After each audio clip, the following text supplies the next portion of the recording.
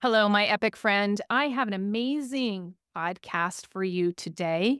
I am welcoming my friend Morgan Nolte to the podcast, and she is going to talk about all the things surrounding insulin resistance and how we can take measures in our life right now to prevent disease, to prevent heart attacks, to prevent diabetes, to prevent cancers. And all this information is in this episode.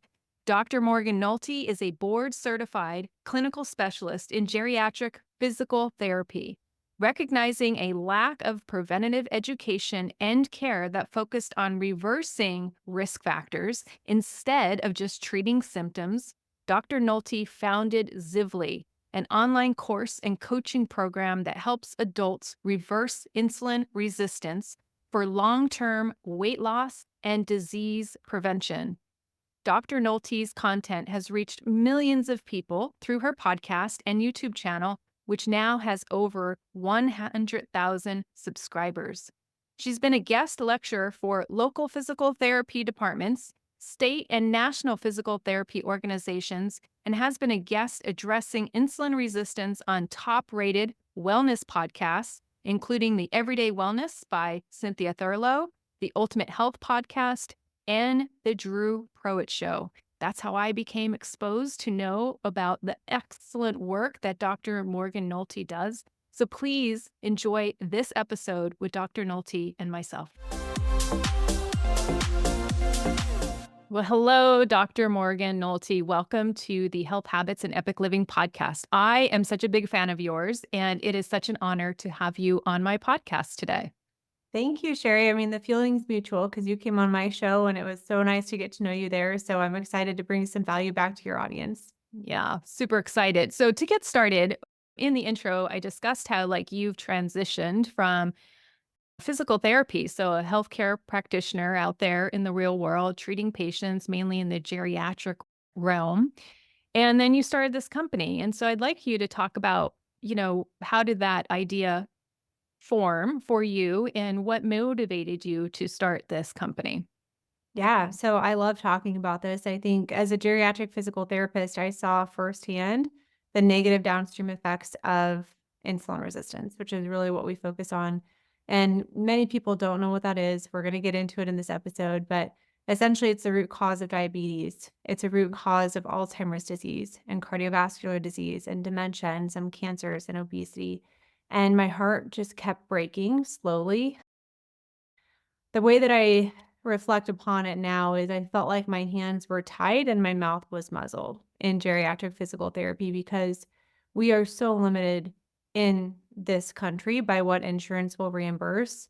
So, insurance often dictates the care that can be provided, how much care, what type of care. If it's not covered by insurance, a company's not going to do it. And what I realized was having this exercise tunnel vision, this mobility tunnel vision, was always going to feel to me like it was too little too late.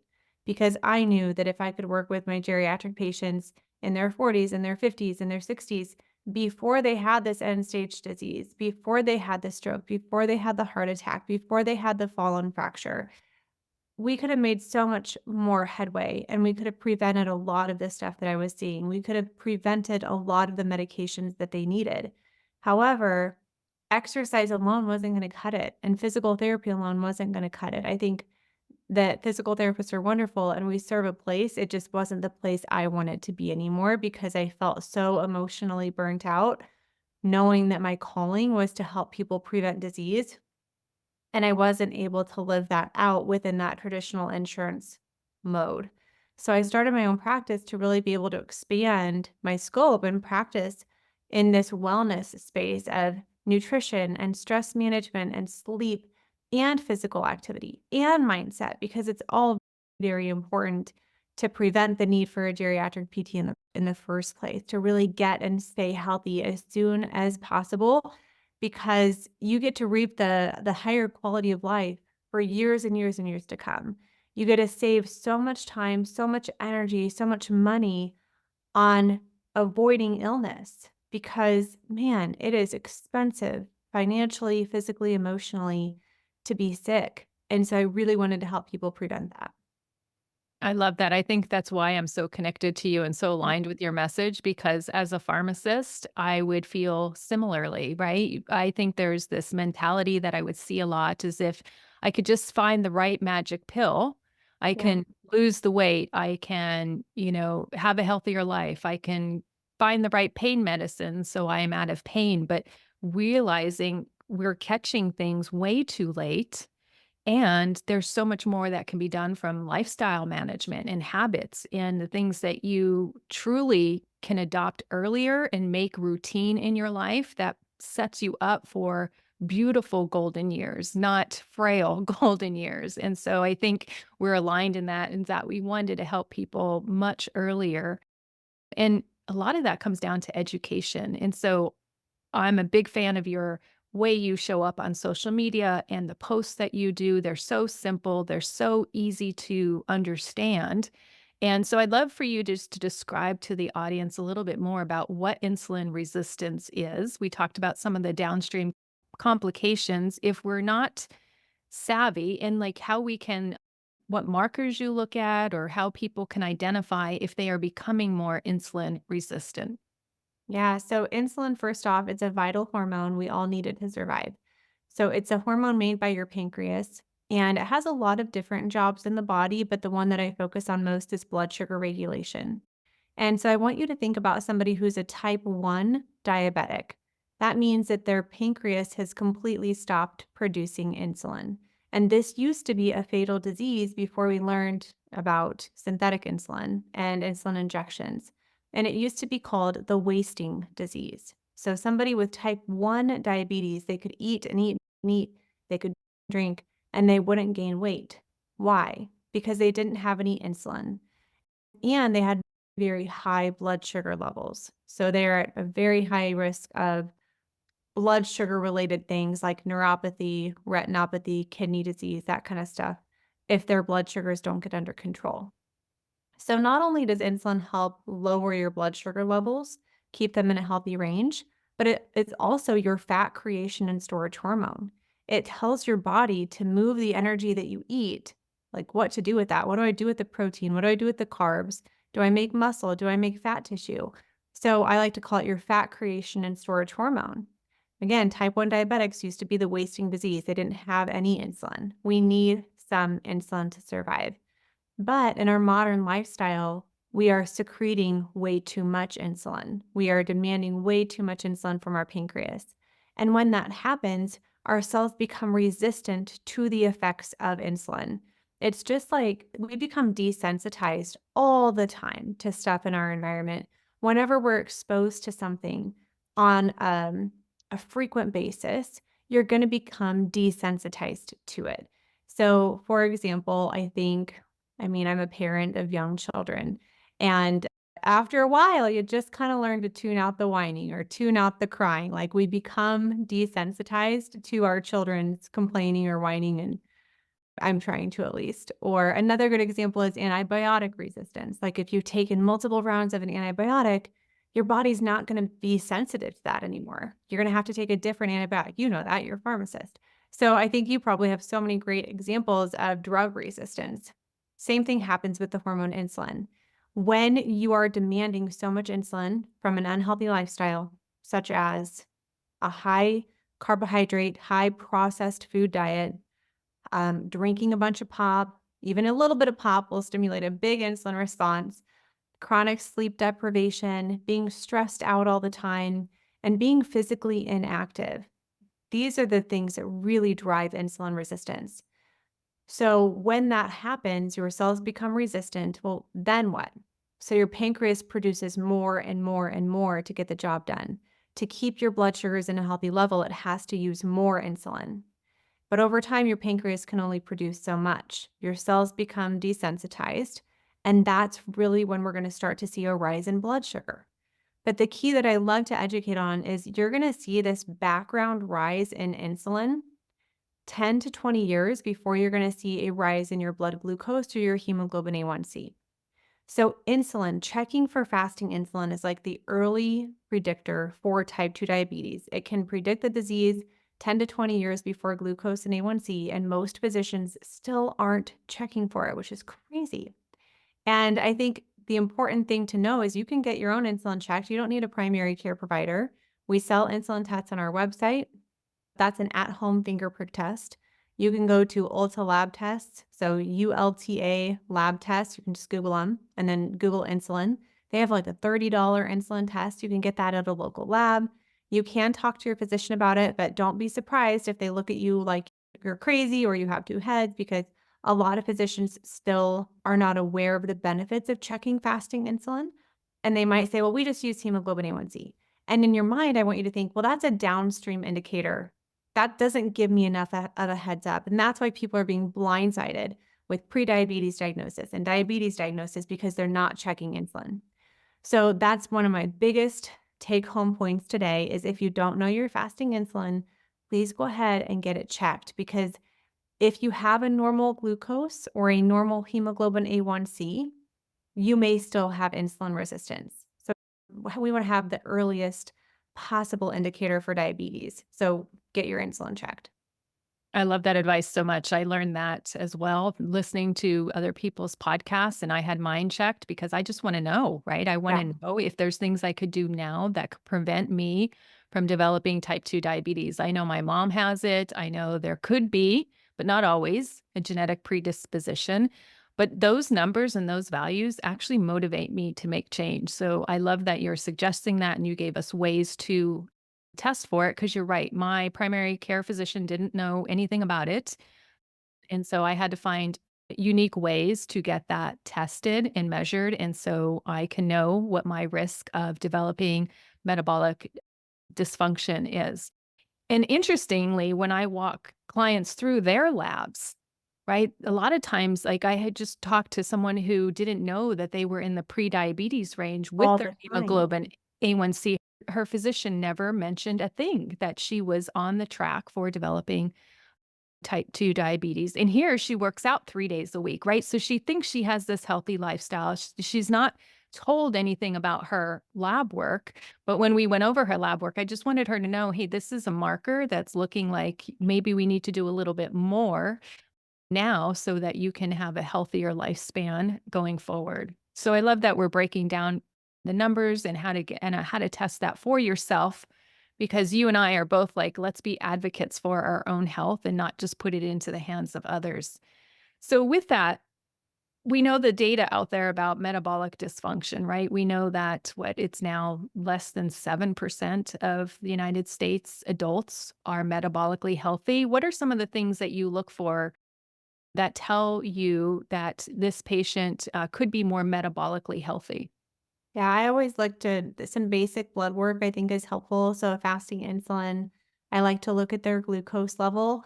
Really an optimal glucose level is fasting is less than 90. So if yours is creeping up into the mid to upper 90s, even though you're in the normal range, I think that's still too high. Blood pressure, anything greater than 120 over 80 is a concern for me. Triglycerides, I like to see them under 100. HDL for women, I like to see over 50. I like to see that over 40 for men. And then waist circumference kind of varies. I'd have to look up the specifics, but there are certain cutoffs for waist circumference. People usually know, like if you have belly fat or if you don't, but if you do, that's going to be another sign for insulin resistance. Those are some clinical markers, and I would highly encourage people to take a little screenshot of this episode so that you can take note of the timestamp and then go back and review your own blood work. So really look if your A1C and your glucose, if they are in the pre-diabetic range or the diabetic range, you absolutely have insulin resistance. We need to do something about it. But even if they're in the normal range, take a look at those other numbers, because sometimes blood pressure, high blood pressure is one of the first signs of insulin resistance. You may know this from your experience, but when somebody has insulin resistance, you know how there's usually like a sequela of medications that come on board? You know, one for that this is really what cued me in as a geriatric PT was I would do these, H&P reviews, history and physical reviews before an eval. And I thought, why does no one just have diabetes? Why does nobody just have high blood pressure?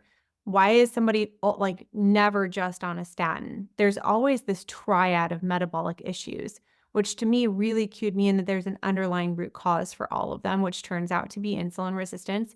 And so, in your experience, were blood pressure medications or cholesterol medications or blood sugar medications usually the first to be prescribed? I'm curious. Yeah, I think it comes back to how how they manage their lifestyle. Oftentimes, people just refuse to see a physician, right, until things get really bad or things get really painful. Sometimes it could be just like, I'm having GERD or heartburn, and that's what brings them to the doctor. And then all of a sudden, you're, putting them Yep. on traditional medicine, PPI, right? And so you're like, oh, well, I don't know if that's the best thing we should be doing nowadays, right? There's more effective strategies that don't come with long term sequelae. But it might be, that GERD that brings them in, and then you start testing for other things. Then it's, "Oh, you have also high blood pressure. Oh, you have also cholesterol that's elevated," and so it, like, can sometimes come on just because somebody hasn't been taking care of themselves and routinely getting checked until the pain is so great. So sometimes it's that. A lot of times I would see the blood pressure be elevated first in the most healthy individuals that are taking care of themselves. And then it would be the later sequelae coming with the cholesterol meds and the diabetic meds. But usually, if you're insulin resistant or quote pre-diabetes now, it comes with a lot of other things because, as you know, that high insulin and that high blood sugar comes with inflammation. So Yep. now you're going to have arteries that are inflamed, which is going to make them more stiff, which leads to high blood pressure. So just that baseline inflammation causes your joints to be achy, just causes your body to start to react to that inflammatory response. And you get all these symptoms, which in traditional medicine, they will say, oh, you need an endocrinologist and then a cardiologist. And nobody's really bringing it back to that root cause, like you have said. So, what are some of the ways when people first identify, like, ah, yes, my fasting insulin is high, or my blood sugar is high, or my hemoglobin A1C is high? What are some of the ways that you first work with somebody to manage and get ahead of this condition to like put it into remission if possible? Well, the first thing is control the carbohydrates, especially added sugar. And I'm telling people this in order of what I believe is going to be most effective from a blood sugar standpoint. This isn't necessarily how I recommend implementing. I always usually start with mindset with my clients and with our Zibly members, but I want to give some strategy pieces up front because people need to know. We were at a 4th of July party last week and I was talking to a gentleman, the father of one of my friends, and his A1C was borderline, kind of borderline pre-diabetic. And he's like, well, what do I need to do? And I was like, definitely watch your carbohydrate intake, really reducing the added sugars. And it's so obvious to me when I say these things, right? And then I watch him load his plate for dinner, and there's a hamburger bun, and then he has like this mini Mountain Dew. And I'm like, did what did I did what wha how did we get here? Like, we just had this conversation about lowering carbohydrates, and now you're having a pop and a processed white bun. I'm not quite sure what's not clicking here. And so I wanna be very clear. Please do not drink any pop. Like, if you want to really lower your insulin and your blood sugar, drinking pop is, like, the worst thing that you can do. Period. So switching to an alternative lower sugar option like a naturally essenced water is a good choice. If you're not really wanting to give up the flavor of pop, there are Zevias out there that are sweetened with stevia. Poppies have like 5 grams of added sugar compared to like 40 grams of added sugar with the Pepsi. So there's always that good, better, best option, but we want to reduce added sugar as much as possible. That also goes into reducing processed food because we know added sugar is in over 80% of processed foods.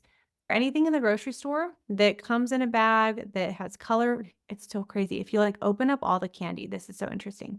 Open up all the candy and it's all brown.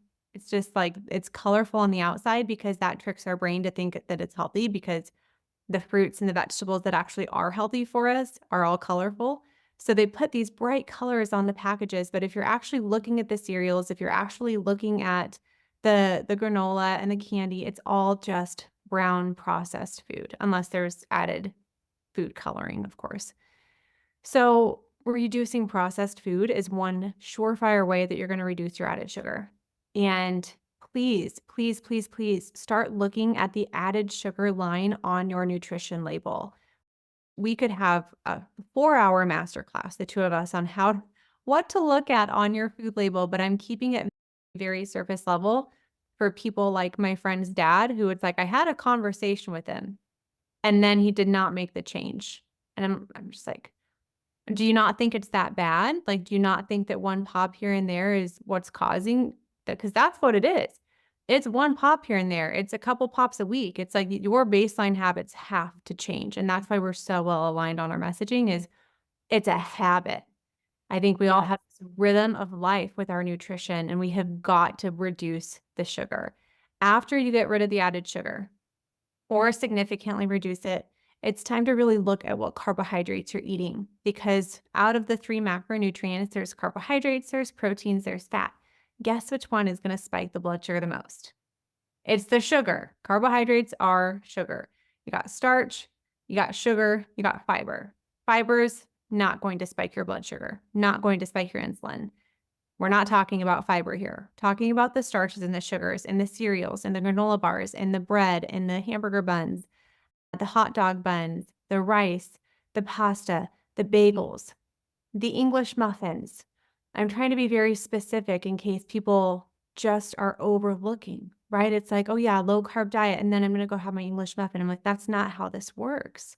We really need to understand nutrition better.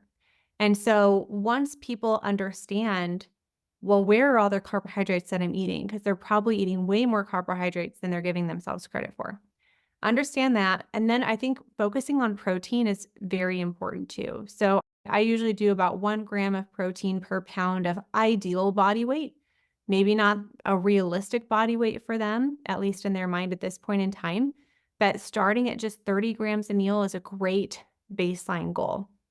What does that look like? Because I told my friend's dad at the 4th of July, he's like, that means nothing to me. I'm like, okay, let me try to break this down. So if you take the size of your hand, that should be about the portion of protein. It's going to be more than what you're used to eating. So put your hand on top of the plate. A hamburger, for example, it depends on how thick it is too. But if the steak is cut up or the chicken is cut up, it should be about the size of your hand, not necessarily like a piece of steak this size or a piece of chicken this size, but once the meat is cut up and kind of clumped together on your plate. So 30 to 50 grams of protein a meal, that's going to help with your satiety or staying full between meals. It does have a moderate insulin response. However, remember, insulin is like the master director. And so if it senses an influx of amino acids from the protein, it's going to direct those amino acids to build muscle, to build hair, to build skin. So it's okay that there's a moderate insulin response. Those nutrients are going somewhere else besides your fat tissue, unless you overeat. And then the last thing is really focusing on healthy dietary fats. I'm not anti-saturated fat. I think it just depends on the quality and your personal risk factors for cardiovascular disease, but obviously focusing on those mono unsaturated fats like the olives, the avocados, their oils, the unprocessed polyunsaturated fats like nuts and seeds, fatty fish, those are excellent sources of dietary fat. They're going to help you feel full. These dietary fats and proteins and fiber, they stimulate the GLP-1s that everyone's trying to do with these medications, these weight loss medications. You can get a very similar effect from changing the composition of your diet, and you don't have to worry about what happens when you go off the medication. So I think that the weight loss medication is having a moment. I think that for the right person, it's great. However, I do believe I just, what is it? Today, I had a really good episode released on my podcast with Dr. Paul Klosdick about proper use of these medications, low dosage, limited time. We have to focus on lifestyle corrections. Those kinds of things, those conversations have to be happening in order to really reverse insulin resistance. So those are some nutritional strategies. I know we could keep talking about other lifestyle things if you want to. Yeah, I just want to comment. I love that, as a coach, right? We're both coaches and health coaches. Like when we say something like you're saying, reduce the added sugars, and somehow it gets lost in I translation to the know. person. You're like, You get it, your brain gets it, and I think that's why mindset, and I'd love to dovetail more into how you work with clients and their mindset, because 'cause I'm with you. If your mind is not on board, it's absolutely almost impossible to carry Yeah. out the behavior. So I love that you, like, right, we have to slow down and connect with that individual, right? If I say, less added sugar, what is being heard on the other side? Like, we may understand the wording, but we may not even understand how to put that into practice. There's like a Right. disconnect. So that lost in translation, which is why I think health coaching is so pivotal to getting the habit change. Because if you're not understanding what your healthcare practitioner is saying, or you're not understanding what does it mean to reduce my added sugar? Let's have a conversation about that. What is difficult to understand? Or, maybe they don't know how to read labels, or maybe Yeah. they don't know how to estimate the amount of protein. Like, I love if you're watching this on YouTube, held up your hand and talked about exactly how to measure that easily, right? It's not perfect science, but it's good enough. And as Yep. long as we're getting good enough, we're going to get good enough results. It's not about perfection. It's about, hey, I really want to make this change. Give me some quick, easy things that I can implement that make sense to my mind to get my mind on board and also understand exactly those quick wins that I could get. Because you're right. I was at a 4th of July party and I had, I don't know, are they 10 ounces or 8 ounces, the mini cans of Pepsi? And I turned that around because I was like, oh, I'm kind of thirsty for a Pepsi right now. But it was 32, or I think 30 or 32 grams of added sugar. And I'm like, that's more than an adult should have in one day, like Yeah. more than. And that's just like a 10 ounce. And some people drink multiples of those. Oh, yeah. So when you could get these quick hits, these quick wins that really make a difference on your joints, how you feel, how much energy you have, how much motivation and drive, because we know too much blood sugar doesn't make us feel motivated and make No. our feel our best. We feel puffy, we feel bloated, we feel like yuck. Lethargic, foggy, Yes. like, not motivated. Think about how you feel after you have this huge meal. What do you wanna do? You wanna go sit on the couch. Yes. And that's it, and you wanna zone out, and it's like, what are you missing? What conversations are you missing? What experiences are you missing? How are you missing to contribute? And I think my biggest passion, from a disease prevention standpoint, I know we're both women of faith. It's like God put us on this earth to have an impact, to inspire others, to live our most authentic lives, to live the best version of ourselves in our lives. Like, that's what we're called to. And I think that when you are bogged down with excess weight, with poor health, that's almost like shackles or chains, like holding your spirit back, holding your emotional health back, holding your mental health back. It's all tied together. And so I think at the bottom of why do we do what we do? It's like we do what we do to help people be the best version of themselves so they can live out their purpose and their passion and have a ripple effect on their community. But if you're just sitting there spiking your blood sugar, going and chilling on your couch, that's not that is not fulfilling your soul, like your life's mission. So I don't know. I like to talk about that stuff because I feel like this is a very sciency world that we live in, and people want the strategy, just tell me what to do. And it's like, I literally just told the guy what to do and he didn't do it. There Yeah. is a disconnect and it's all in our mind. Like Yes. any limitation is a limitation of thought. And so I really am passionate to just inspire people like you are meant for such great things. You're meant to have a big impact on your family and your community. And you can only have the biggest impact possible with the best health possible. So that's why we got to focus on this. I love that so much because we talk about things in silos a lot in medicine, right? It's Mhm. like let's just get you physically moving. And we might not be talking about the emotional or the mental or the spiritual component, which, when they're all working together, that's when you feel optimal. And there's a lot of people like, I don't know my purpose, or I don't know, I don't feel like I have meaning since COVID, or things have changed so much, and I just don't know how to find my way. And it could be part diet that's, holding you back, making you feel sluggish, making you feel unmotivated, no drive. It could be hormones, right? So, I've had hormones experts on here driving into when we go through the change in perimenopause and menopause. There might be factors to look at there. But yes, what you do and your habits and your daily lifestyle interventions make a huge difference on how you feel, what you're called, if you're able to fulfill your calling, right? Some people may know their calling, but they're not able to fulfill it because they're being held back by, the habits that they have and the lifestyle things that they're choosing. And I love that we come back to you can make choices, different choices anytime you want. You don't Yep. have to stay in the shackles. You don't have to be held back. You can say, okay, I'm done with this. Let me pivot and start investing in knowledge for myself or a coach for myself or some ways that I can really level up so I can be a greater impact for myself and my family and my community. I love that so much. So Yep. going down, now that we've kind of opened like the spirituality bucket and the mental health, talk about how you work with patients or what you see when they start making these dietary changes and lifestyle changes, how that impacts their mental health or any mental health strategies or mindset strategies that you help clients with. Well, you're absolutely right that our diet affects our mind, and a diet that leads to high blood sugar levels. So it's inflammatory. And I had this really good interview with Dr. Georgia Ede. You would love her if you haven't connected with her yet. She's the author of Change Your Diet, Change Your Mind.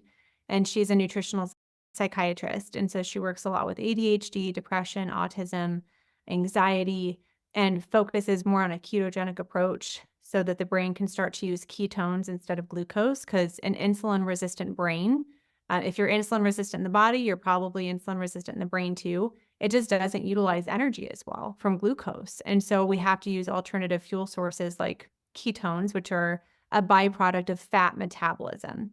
So that's kind of her approach, but her book lays out so well that your mental health is directly affected by, influenced by your metabolic health. So with this, I mean, we have, there are so many people who are depressed and anxious and worried, and so much of their brain power is being of their personal power to change is being drained out of them through negative thought loops, through worrisome thoughts, through, you know, the shackles of their own mind. And so it's like, okay, we have to address the diet, but we also have to address the mindset. Otherwise, what happens? What happens if you have the best strategy, but no mindset like to back it up, no foundation? You're not going to be consistent.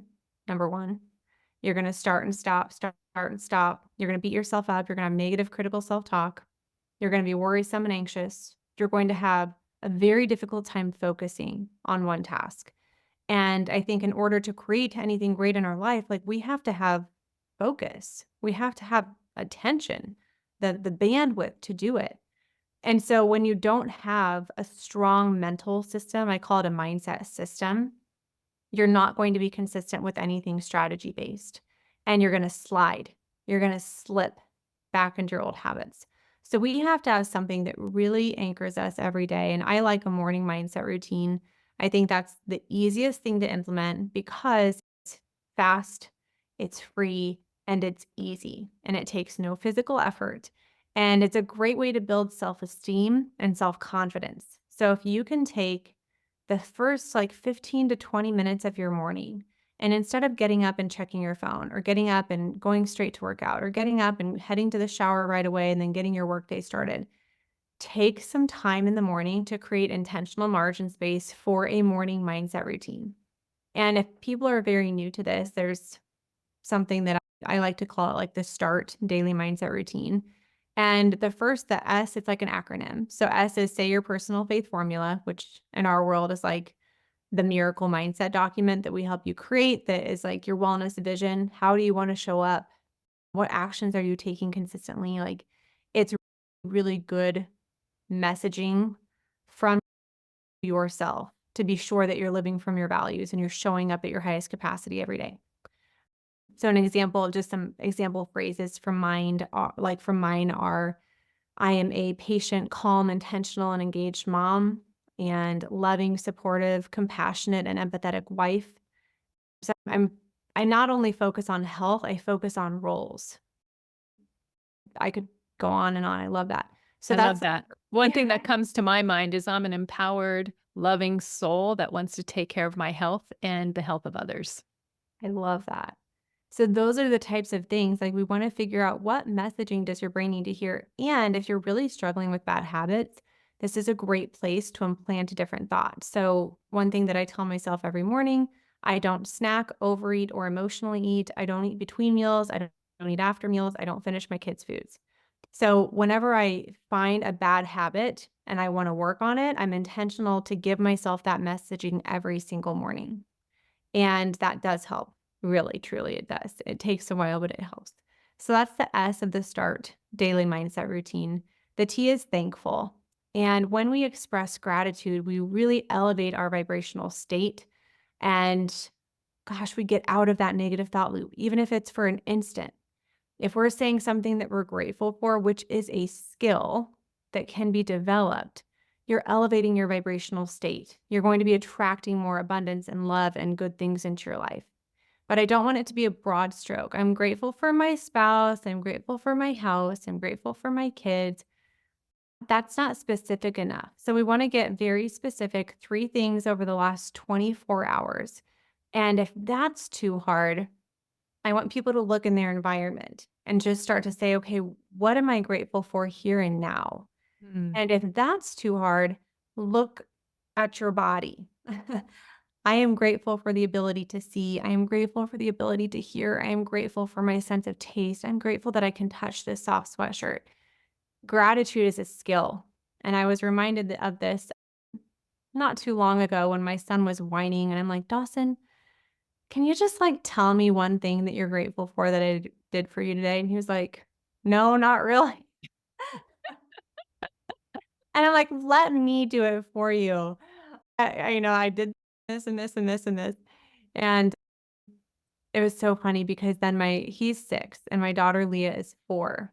So then another day Leah was, whining and complaining, and Dawson was like, "Leah, don't you know everything mom did for you today? She did this and this and this. And I think, you shouldn't treat her so mean." And I was like, yes, like it landed. But it was such a beautiful reminder that gratitude is a learned skill. We are not born being thankful. We are born being needy and crying and all this stuff. So we have to train our brains to really be grateful. Now that's S. So say your personal faith formula. T is gratitude, thankful. What are you thankful for? A is action items. So these are very specific goal oriented action items that you're going to do come hell or high water for today. So I personally like to combine morning and evening routine and write out those action items the night before, but start with the morning routine. And probably 3 to 5 is a good place to start. Any more than that, and you're just gonna be out of integrity, right? Because you're gonna feel like you're never doing enough. And that's not the point. The point is just to give your brain some clear instructions. So like this is not my action item because it's a habit now, but like I will drink 3 of these Stanley bottles a day. I will work out for 30 minutes today. I will do my morning mind. Yeah, we match. I know that's so cute. Twinsies. Yeah. Anyways, so daily action items, I will log my food. I will plan my meals. This is a great time if people want to plan their meals. If they have a weight loss goal, I think that's helpful. They can do that. And then the R is to recognize your wins. And women are so bad at doing this sometimes where we praise other people, but we don't always praise ourselves. So just like gratitude is a skill, self-praise is a skill. We want to be our own biggest cheerleader. Like both of us have the same coaching philosophy that we don't want you to need us. We want to help you develop the skills to empower you to be able to do this on your own and inspire others then to do it for themselves. We want you to become that lighthouse, but that requires you to tell yourself when you do a good job. So, very specific. Yesterday, we were at a friend's house. I took some chocolates in the car for the kids on the way home. I took one for me too. And then it's like, wait a second. You don't snack, overeat, or emotionally eat, and you don't eat between meals. So what are you doing? Put that thing down. And so I put it in the center console and I didn't touch it until after dinner when I split it with the kids. And it's like, good for me for being a person of integrity. Good for me for making that one choice. Good for me for not finishing my kids' food. Good for me for doing the workout that I said I was going to do. Good for me for shutting the TV off at 9:30. So that is so important to learn how to recognize your wins, to develop that self-confidence and that self-esteem and that pride in yourself, that self-worth. It's just like you have I wanna know if you know this. You have such a great quote on your website, and it's like, "Your self-esteem and your self-worth don't come from what you do for other people, they come from how you feel about yourself," something like that. Yeah, yeah. Is that what it is? Yeah, I think of it as, like, self-validation, right?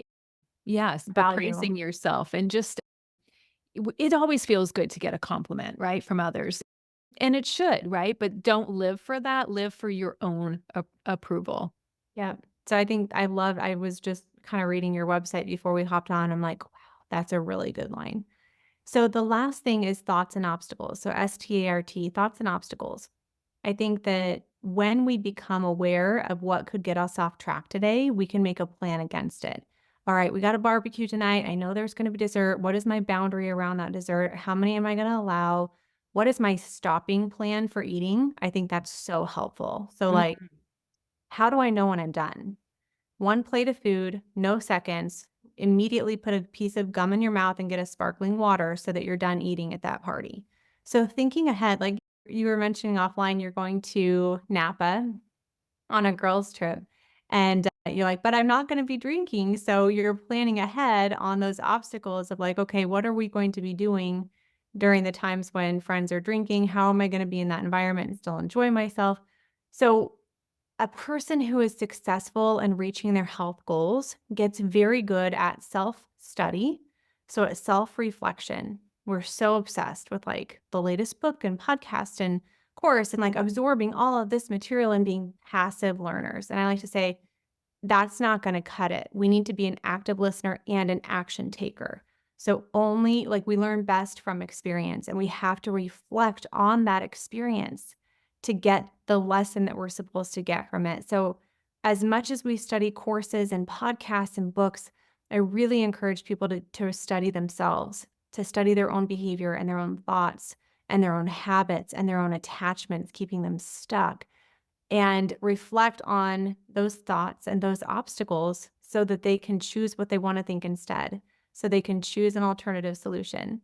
So that's kind of where I would start with anybody, honestly. Like, yes, reduce your sugar. Yes, increase your protein. If you can do that in the snap of the finger, please, by all means, go do it. But if you are the type of person where you very much start, stop, then I highly encourage you to start with a morning routine and build some self esteem. Because over time, if you don't keep your word to yourself, you lose personal integrity and your Mhm. brain no longer trusts you to follow through. So we need to build up that self-esteem and self-confidence with something that's easy and simple and doable, and that's why that morning routine is very powerful. Last thing here, you can even just pick, like, one of those things.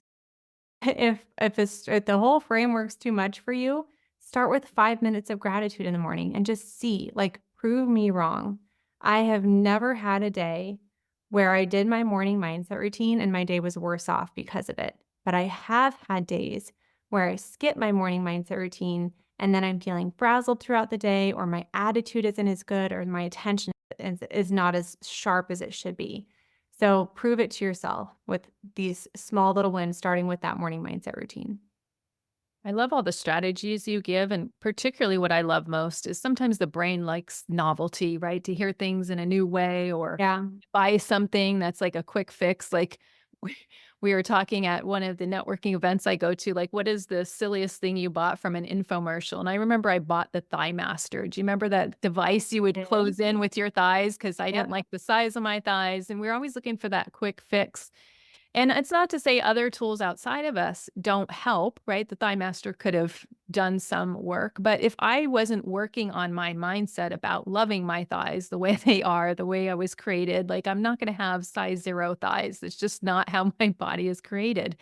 And doing this mindset work and then turning that tide to like, "Oh, I could be thankful for my thighs, even though they're not like how society defines them to be the shape that's gonna make the runway, but I don't really wanna be a runway model, that's not my Yeah. goal in life." So, really checking in where our thoughts are leading us to feel bad about ourselves, having that awareness, studying yourself, all of these things which are low cost or no cost, right? If you want to write them down, there might be, the cost of a notebook and a pen.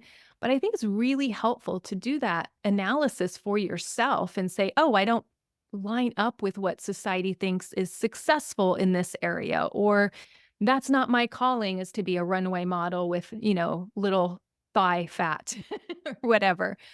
But it doesn't mean I'm not worthy or I can't contribute in a different way or I'm built differently. And I really want to work on accepting myself as is. I think that's so beautiful to have that time to like say, okay, this is where I'm feeling pressure from society, but that doesn't really fit my mold and the way I'm created and the way I want to show up in the world. I don't want to be embarrassed of my thighs. Like, I just have thighs.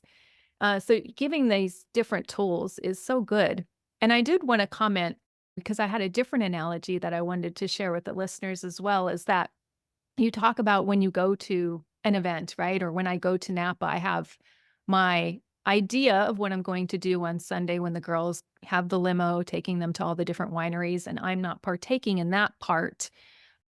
But it's like what we learn about like NFL players or Tom Brady, they always have that pregame strategy. When they go to any football game, they're not winging it. They're not like making up things.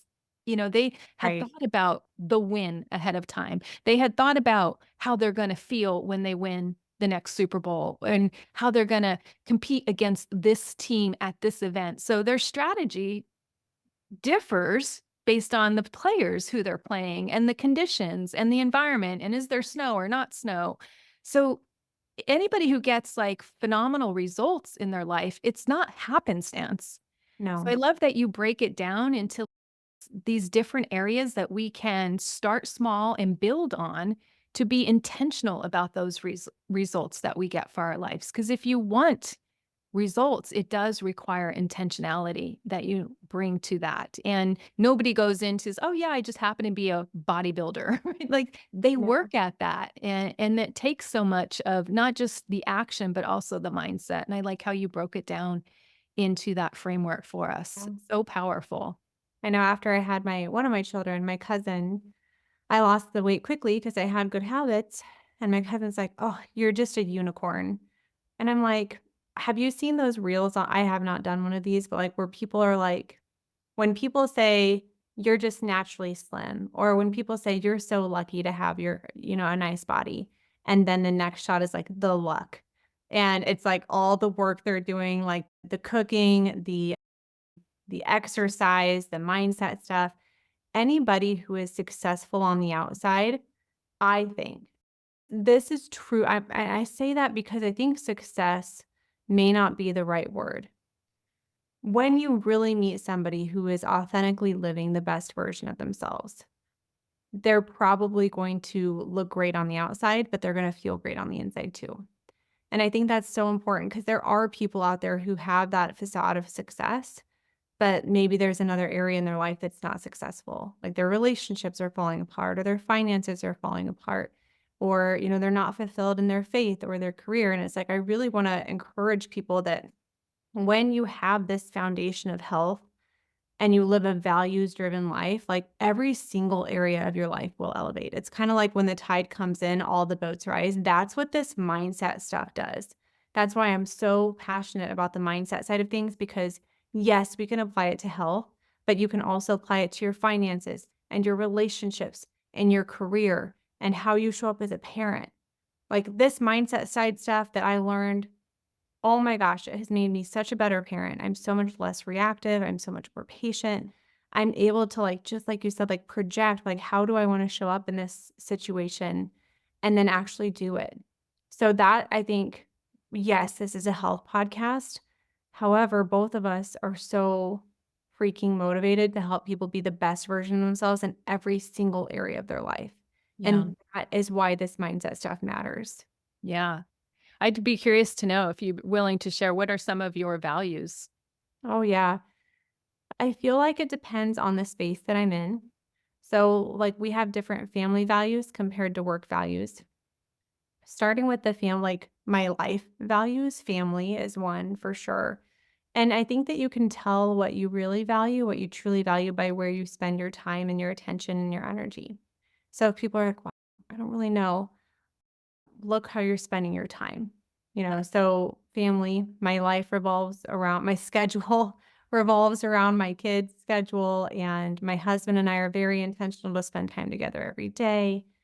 My faith is very important to me, so I like to read scripture every morning if I not if I can, when I choose to make time for it, which I try to choose every morning to do that. We like to go to church as a family every Sunday, and just bring that aspect into our relationships. I think having that that spiritual, faith-minded perspective is so helpful in today's day and age to, like, not worry about the small stuff, not sweat the small stuff. Um, Actually, a unique one for our family is relaxation, which I Mm. think is not something that we're very good at yet, but we value it. And my husband works so hard. He's a farmer. I work very hard. And what that looks like, how does that value manifest? No more than 1 sport per season for a kid. We're not in piano lessons, our kids are not going to gymnastics, they're not doing dance. Why? Because I don't wanna be spending my time driving them everywhere. I wanna be relaxing at home with them. Mhm. I don't wanna create a culture like a rushed family culture. We want a relaxed, easy family culture. So, they can do 1 sport at a time. That's one very practical way. Another is we make time for vacations. We go on at least probably 2 family vacations a year. They don't have to be anything super expensive or anything. My husband and I prioritize a date night every month. Like, so different like things like that. My morning mindset routine is a form of relaxation. So those would be kind of, and then health, I would say, is another kind of value. So family, faith, health, relaxation at this season in our life, I'd probably say that's where we're at, because a lot of our actions and decisions revolve around our physical health, our mental health, our emotional health, our spiritual health, and our financial health. So we're very intentional for those areas. And then for work, from a company standpoint, have you heard of Brene Brown's Braving Trust? Yes. I really like that. I probably couldn't spout off what it means, but it's an acronym, BRAVING, Braving Trust. Everybody can look it up. It's a beautiful acronym. So we want to trust our team members, integrity. We want to live by our word. Mhm. And excellence is another one. Like, we want to perform at a high level. And work life harmony is a core value of our company. So I work hours that work for my family. Every single person that works for me works hours that work for their family. Our business will bend to the needs of our families, not the other way around. So that's very important to me as a leader, to lead by example, to not work in the evenings all the time, to not work on the weekends all the time, to have healthy boundaries around my work and my family time, and to support the boundaries of the people that work for me. So those would be kind of my values. I'd love to hear yours too. I love having conversations about values and getting to know people on a deeper level. So what would you say yours are? Exactly, and I just really wanna commend you first before I go there is being a female leader can be challenging because sometimes I think there's this impression that if you are direct, like myself, I'm very direct, I'm not a lot of fluff in my emails, you can be taken to be a B word or, not kind, whatever, right? So I think when you get to live out your values and your intentions and why you communicate that, like every member Yeah. of my team knows I'm a direct communicator. I don't mean to offend or say something, that's mean. I never say anything mean, but my style is directness. And I love that in return. Like, Sherry, this went wrong and here's why, right? Like I don't want sugarcoating or anything like that. So I think you portraying your authenticity and your values and living that out is a pure representation and breaking some of the molds that we have as females that we can't be this or we can't be that or our jobs can't be that flexible. It's okay, that and I love that you're designing a system that works for you and living that out. I think that's so powerful. So I was thinking about some of your answers. I'm like, oh, that's good. I might want to take that one. Funny thing, my brain with relaxation, you know how everything's like words and our words can stimulate like good emotions or bad emotions. When I heard relaxation, I'm like, oh, I can't do that. And here's why. Instantly, my brain thought, oh, that's lazy. And Oh, it's so I know. I'm interesting, still working on it. right? But I do have a value and I do talk about it a lot, but I just don't use the word relaxation. I use leisure. Leisure to me I feels, like that better. yeah, it doesn't feel like I'm resting on my laurels, Yep. um, and not taking action that should be taken. Yep. So I like leisure and I tie leisure into travel because we are a family that loves to travel. It just opens my mind when we, visit other cultures, even different parts of the United States open my mind, right? How people live, what they eat, how they, what they do. So it's just interesting to me a lot. It expands my mind, and I know it does for my husband, I know it does for my daughter. We value as a family travel, so actually we travel quite a bit, which I don't apologize for. I love that we get to travel and I could take my business on the road. It's fun, and I love it, and sometimes I'll even meet up with people that from the podcast or my clients out there, and they're like, "Hey, I'm in this city," and they're like, "Oh, could we meet up?" And I love that. Connection is a big one for me now because I realized through COVID I became a little depressed during that time, being away from, the church, being away from my activities that took me away and out of the house. So now last year, that was my word of the year was connection because I valued in person, hugging people, looking at people, being with people, feeling their energy.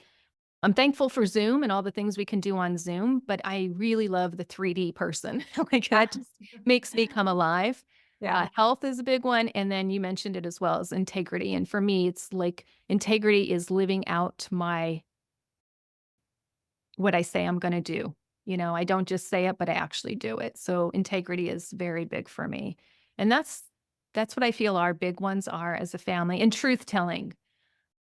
No matter how much it hurts, like, we're just again, that might be part of my philosophy of directness. I Yeah. just wanna hear from my daughter, from my husband, from anybody, from my clients, like, if I give you coaching and that doesn't feel good, tell me and tell me what doesn't feel good so I can help modify my behavior to better meet your needs. And I know that all brains work differently, and I am accepting of that, and I just wanna do my best to help get somebody where they wanna go. So I love the directness. I think that has to be a value of mine too. Yeah. I like all those. And I wanted to highlight health was both of ours. I had a client once and she was in a leadership position and she had like this 12-month very in-depth leadership course that she was going through, and she had a values identifying day essentially. And she's like, I realized that health is not one of my values, Mm, and I want it to be. And I think that's so interesting because I think a lot of people listening, like they want to be healthy, but health isn't a value. How do you yeah. know? Because you can tell where you spend your time, attention, and money. Yes. And so spend more of your time, attention, and money on things to get healthy and, the coaching, the support, the resources, and eventually that will get there. So I think if you have that desire to have health as a value, but you're not living it out yet, that's okay. Just for to like that honor where you're at and like keep moving towards that value. Love that. And speaking of, I'd love for you to talk about your program, Zivly, and what you offer and how people can work with you.